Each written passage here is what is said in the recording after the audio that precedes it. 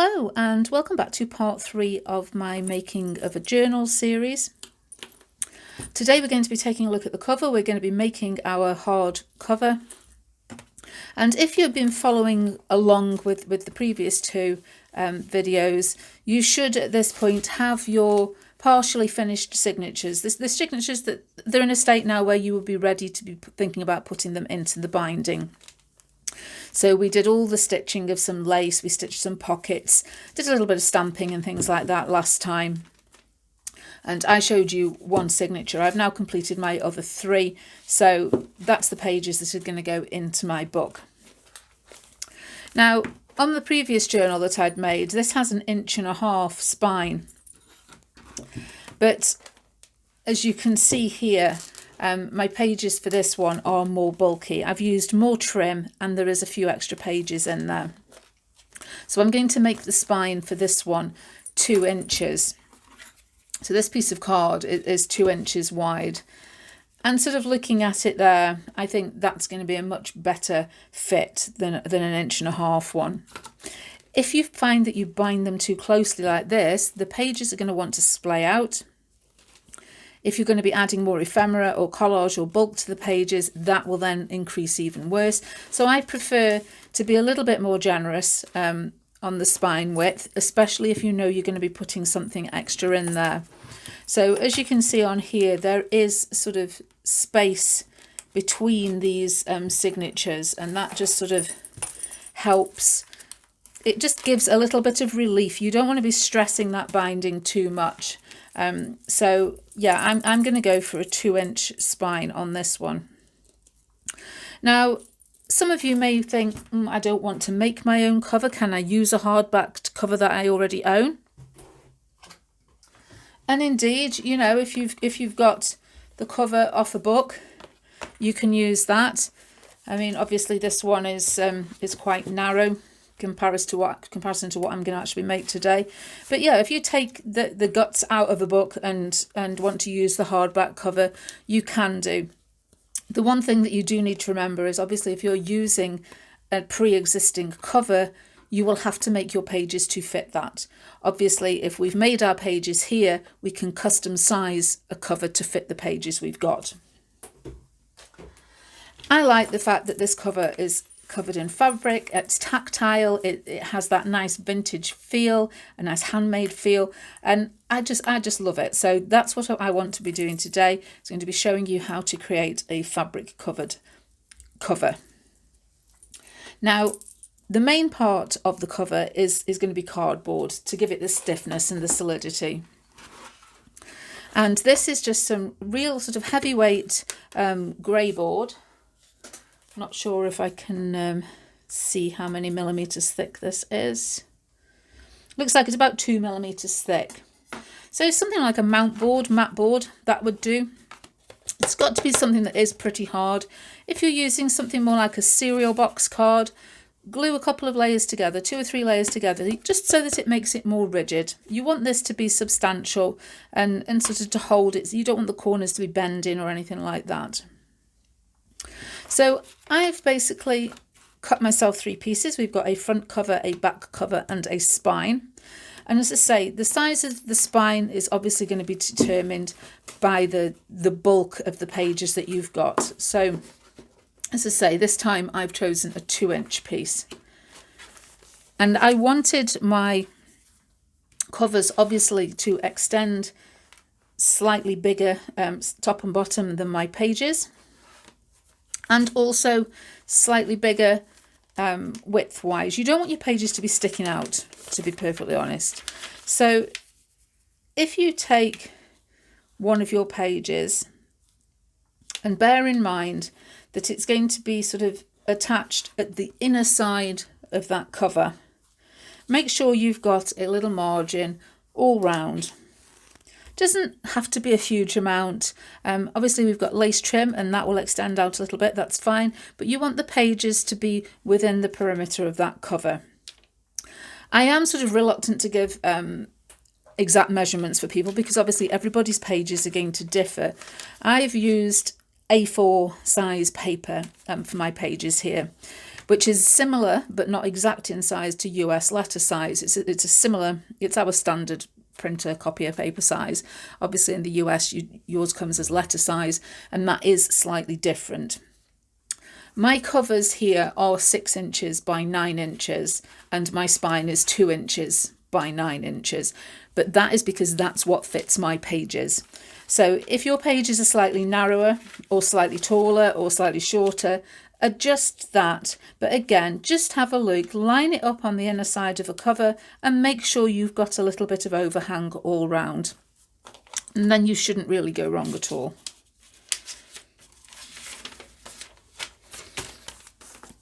So I can just move my pages out of the way for now.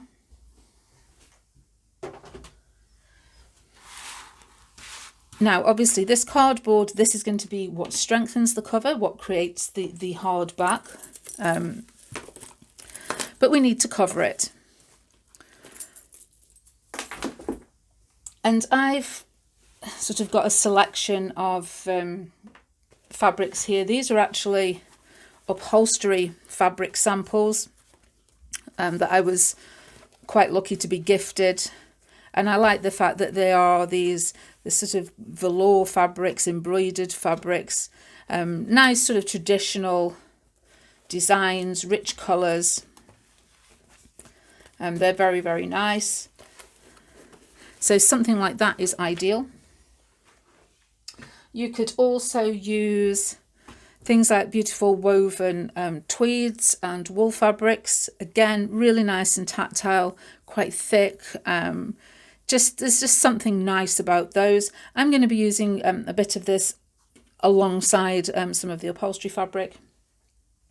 You could use faux leather or a leather, but if you're going to use a real leather, it needs to be quite a soft one. You've got to be able to cover the card, wrap it round. So you don't want anything too stiff. Some of the faux leather fabrics are a little bit softer and more pliable and maybe easier to use. You could use a more lightweight fabric, more like a dressmaking or quilting cotton. But again, the heavier weight fabrics just seemed more suited. The style of them seems a little bit more suited. We're going to be gluing the fabric onto the card, so there's less likelihood of that glue seeping through if you're using a heavier weight fabric. Or you could indeed use something like a scrapbooking paper, although a scrapbooking paper may not be quite so hard wearing as a fabric. It might have a tendency to knock or split on the edges, and where the spine is, there may be a little bit more wear, so you'd have to possibly consider building up a couple of layers there. But don't exclude the fact that you could use those. But for today, I'm going to be using an upholstery fabric. I'm going to be using a bit of woven wool fabric. And the fabric that I've chosen for the main part of my cover is this one here. I like this arts and crafts style, really, really nice, nice woven fabric. And I have cut this to size already. And again, I'm not going to give you an exact measurement because your cover is going to be a slightly different size to mine, more than likely. But basically what you're looking for is, if you place your spine in the middle, and then you want to be leaving around about 5mm gap on either side of that spine, because we need this to be able to move easily. If you've got your cover and your spine butted right up together, it's going to be catching, it's not going to be flexible. So leave yourself a little bit of a gap, and then make sure you've got enough fabric around the outside for an overhang, about an inch, inch and a half. That's absolutely fine, because we're going to be bringing this over obviously to the wrong side to tidy it up. We will, when we add the pages inside, we will neaten the inside of this, and we'll use like a scrapbooking paper or something to disguise all this sort of mess that will be on the inside, so don't worry about that. But before we do any neatening on the inside, we need to make sure that any of the embellishments that we're popping on the cover that might come through to the inside, for instance, I used brads to attach this book plate. Obviously the brads come through, so you need all that attaching before you finish the insides of the pages. I'm going to be using some bookbinding glue to attach my fabric to my card. You could use that. You could use something like Fabri-Tac 3-in-1, something like that would be absolutely fine. But before we stick it all down, we need to add some curvature to the spine piece of card. We want this to have a slightly rounded feel to it. So I'll move these out of the way and I'll show you how I do this. There are plenty of other ways to do it. I've seen other people do it in lots of different ways. This is what works for me. So I'm going to show you exactly what works for me. And I found the simplest way to add some curve to the spine is to score vertical lines down it. Now I use like a small ball tool and a ruler to do this. If you have like a scoring tool on a trimmer, you could probably do that. We just want, because this is really heavyweight card, we want it to curve nicely. I don't want to just try and curve it with my hands because it's just going to crease in random places. So I found that by scoring vertically in sort of several places along the length of this, it just helps give a nice even curve.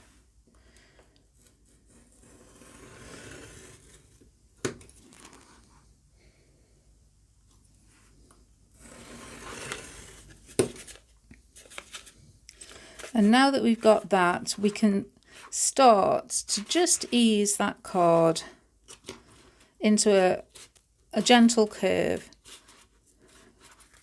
And just take your time doing this. So if you take your time and get yourself a nice, just gentle, even curve. If you find that you're struggling because it's heavyweight card, you can always just take a spray bottle with a bit of water and lightly mist a bit of water onto the outside, and that'll just soften the fibres up a little bit. Just make sure that it's all dried off before you come to actually glue it onto your fabric. So now that I've done that, I'm going to lay this out ready to glue on. Just make sure that I've got my fabric the right way up. Now I've cut this so that I've centralised the pattern because this is quite a regular pattern. I'm centralising it on that spine so that it looks the same front and back. There's going to be a lot of embellishment on the front, so it doesn't matter too much. On my previous journal here, it was a very irregular, large design, so I didn't really bother at all about the placement of the pattern. But obviously that is something to think about. If you've got quite an obvious, this is quite a sort of very geometric styled pattern. And we're going to begin by applying some glue to the spine and getting that piece in place. So I'm using, say this is just the bookbinding glue. I've got a palette knife. You could use a glue spreader or the edge of a credit card, or even a paintbrush, although I don't particularly like using glues with paintbrushes too much because they tend to ruin them. And I'm going to apply an even coat to the outside of this spine.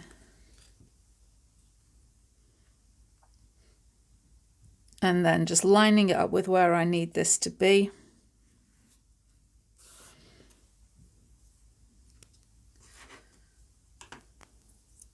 And already covered in glue, as always. They always get covered in glue.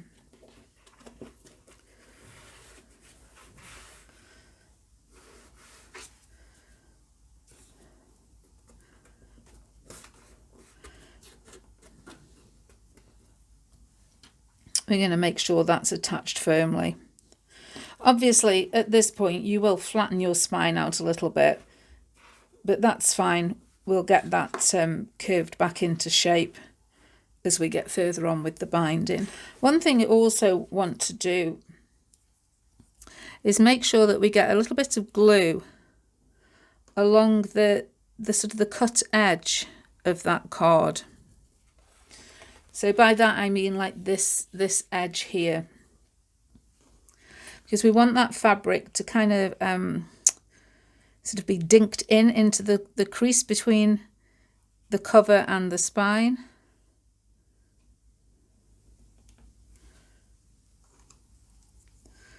So making sure to apply a little bit of glue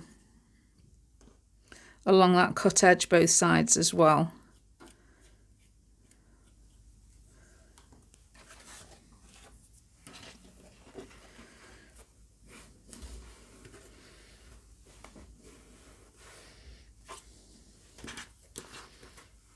And then again, just pressing that fabric up and over to that.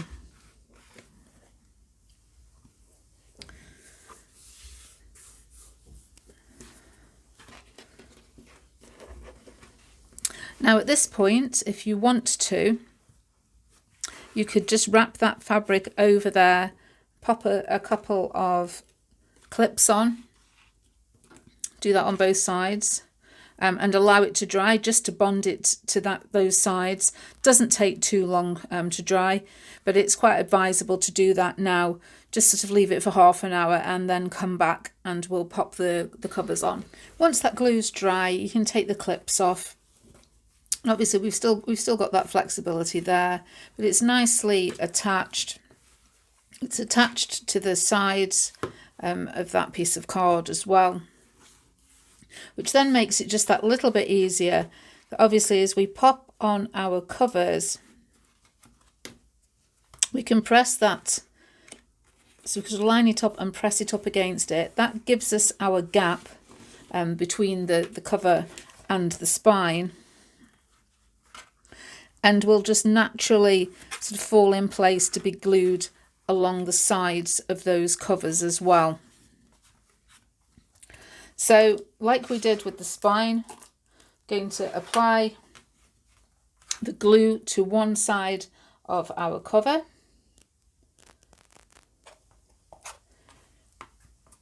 and again just an even coating of glue over the whole surface. Make sure you don't miss the edges, and then flip this over and pop it down. Now you want to line up the top and the bottom along with the piece that you've already got in there for the spine. And again, make sure we've got a bit of glue along that edge.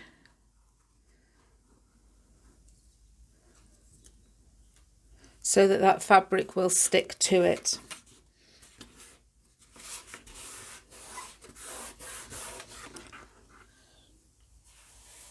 Just check that you've got no air bubbles or anything in there.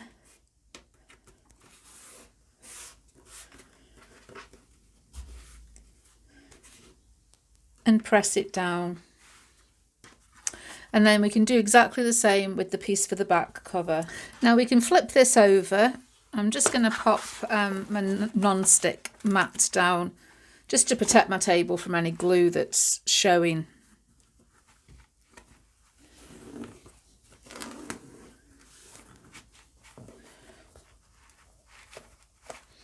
And just want to make sure that fabric is stuck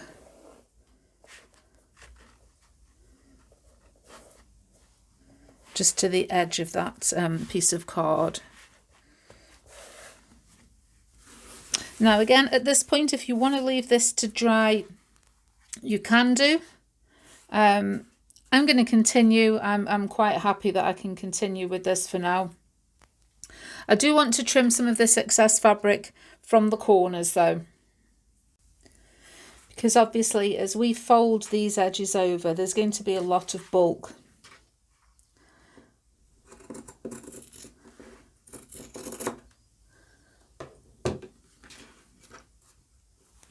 So I'm happy with that, because I'm going to put some metal corner protectors on here. So this type of thing. So that will hide if there is any fraying. If you're unsure, cut it a little bit further out, which I'll just show. so that you have a little bit more to fold over, and then fold your corners in. But as I say, I'm going to put some protectors on the corners anyway, so I've removed as much of the bulk as I really can get away with there. So I'll trim this one down a little bit more.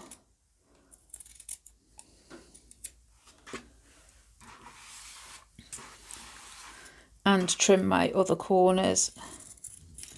So I'm going to apply some of the bookbinding glue around the edges.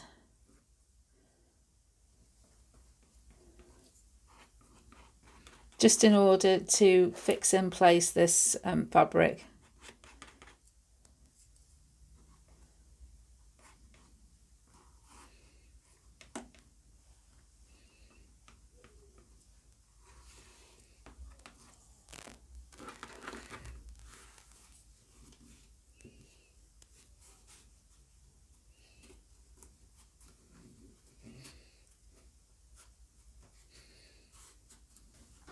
And I'm just going to continue doing that along all the sides, top and bottom, all the way around. Now that's pretty much dry, still a little bit damp in places, but nearly dry. We can get on with putting a few more embellishments on. As I say, there's a couple of things. I want to put a book plate on that's going to have some brads through it. So I want to put that on before I tidy the inside. I want to wrap some lace trim around as I did on this one, and again that needs to be kind of tucked underneath the papers that will be going on the inside, so I'm going to do that first. For sticking on the various embellishments I'm using now, I'm just going to use Fabri-Tac. It's easy, it's strong, it dries clear, and I am following along with the basic design that I used on this original journal. So I have also cut myself a little bit of cheesecloth here, and this is just some tea dyed cheesecloth, dyed in the same way that I did all the lace trims. I'm going to be popping that on there. I've cut a bit of that wool tweed fabric. I'm going to be popping that on there. And then these are just some ideology pieces of ephemera. This is one of the, I can't think what they're called.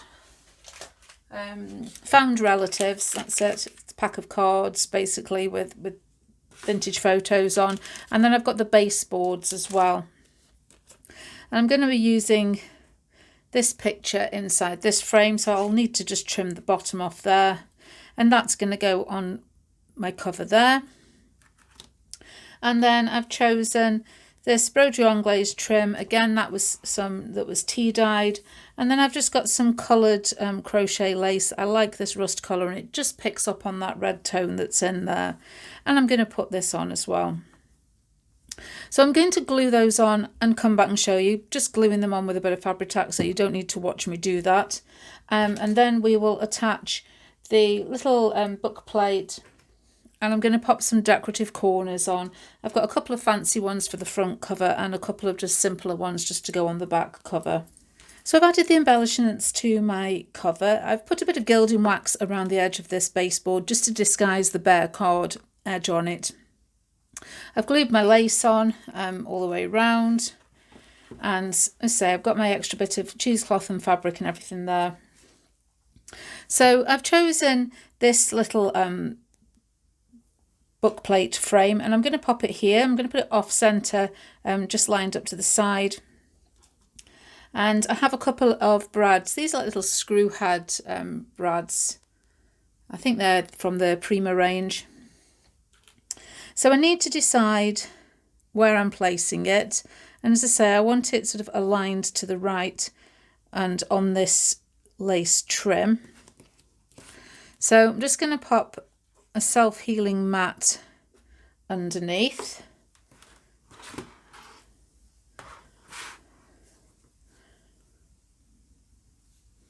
Just make sure that's level.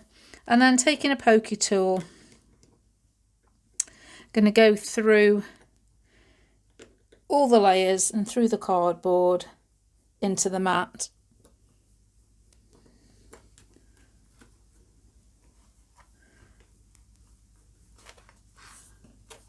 So that's poked out through the other side. Just make sure the hole is big enough to get the arms of the brads through. I'm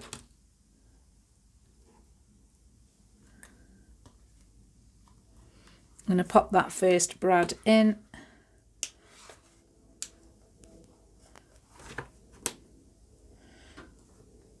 And just open it out like so.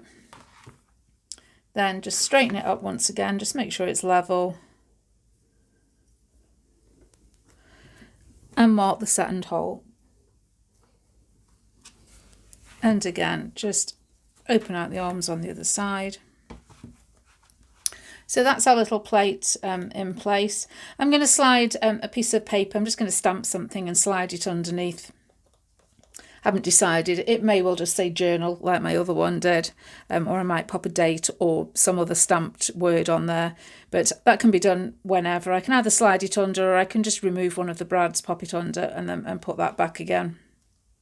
But I shall do that before it's all finished off. But I just need to decide what I'm doing there. And I'm going to attach my corners. I'm just going to use a hot glue gun for this. You need something quite strong. I mean, these large corners actually come with screws, but they're more for screwing into wood, obviously. So I've discarded the screws. And so either use some hot glue or like a heavy gel medium, something that is a good strong adhesive. I'm just using the hot glue because it sets a lot quicker.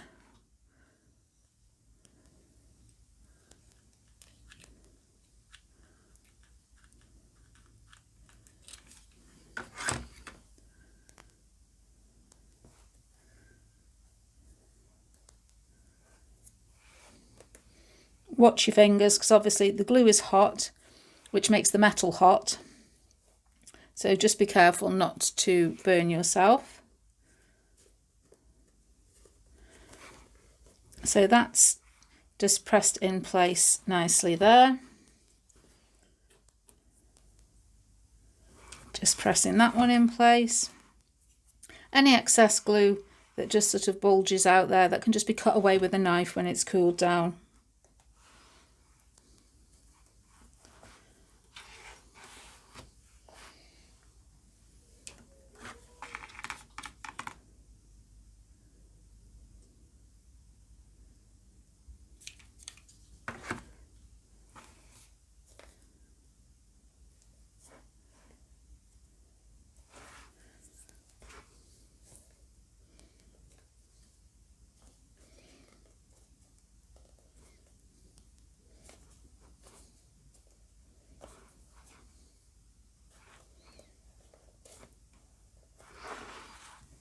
And then just attaching these simpler ones just to the back. And I'm going to leave this video at this for today. I've stamped our story onto a little piece of tea stained paper, slid that under the frame, and to all intents and purposes that's our outer cover pretty much finished. I probably will add in a couple more little embellishments, and obviously we're going to make a closure and things like that, but I'll leave that for another day. This is the main basic structure in place, ready for binding the pages and attaching the pages. And once it's assembled, it's going to look something like this, which, you know, it's starting to look like how I want it to. So in the next video I will be showing you how to bind these pages. We're hiding the binding, obviously we're not binding directly through this, so we're going to be binding onto, I'm going to use a piece of Tyvek. You can use Tyvek, you can use I've used canvas before now. Needs to be something stronger really than just a piece of card. You can if all you've got is some lightweight card, use some lightweight card, but attach some fabric to it. You need something there where it's not going to pull through, because this needs to be quite a strong binding. So as always, I hope you have enjoyed this. I know there's a few of you that are working alongside me in this, so hopefully you will now have a couple of weeks to get to this point where you have your outer cover ready. And as I say, then we will do the binding and attach that, and I think we may well at that point as well just tidy up with some patterned papers on the inside. But then part 5 will be the final part, and that will be all the extra little bits and pieces of embellishments, the closure, maybe add some tabs to some pages, things like that. Just have a little think if there was anything else that we need to put on. But as always, thumbs up please if you enjoyed this video, and I shall see you again soon. Bye.